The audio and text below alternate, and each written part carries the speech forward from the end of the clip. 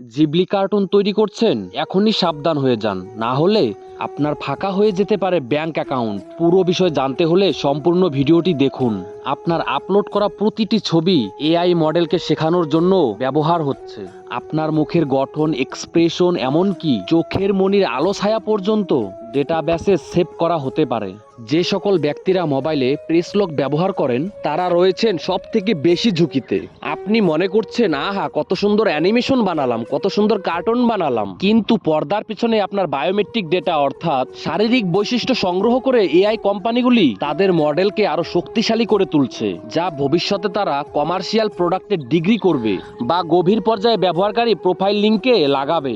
মেটা এবং গুগলের বিরুদ্ধে নিজেদের এআই প্রযুক্তির প্রশিক্ষণের জন্য সোশ্যাল মিডিয়া ব্যবহারকারীদের ফেসিয়াল ডেটা ব্যবহারের অভিযোগ রয়েছে বহু বছর ধরেই। পাসওয়ার্ড কিংবা ক্রেডিট কার্ড নাম্বার লিক হলেও তা বদলে ফেলা যায় খুব সহজেই। তবে ফেসিয়াল ডাইমেনশন স্থায়ী, একবার খোয়া গেলে, একবার ভুল হলে তা এআই এর হাত থেকে উদ্ধার করা, ফিরিয়ে আনা অসম্ভব।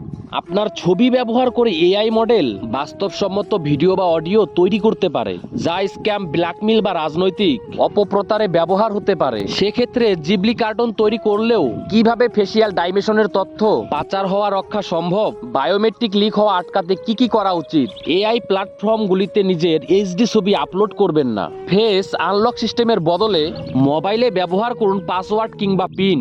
যে কোনো পরিচিত কিংবা অপরিচিত অ্যাপে ক্যামেরা ব্যবহারের পারমিশনে ক্লিক করবেন না। সরকার এবং টেক সংস্থাগুলিকে বায়োমেট্রিক তথ্যের ব্যবহার নিয়ে ডেটা প্রকাশ করার জন্য অনুরোধ করুন। তাই সবাইকে বলবো, কোনো লিঙ্কে ক্লিক করার আগে একটু ভাববেন। ভালো থাকবেন সবাই।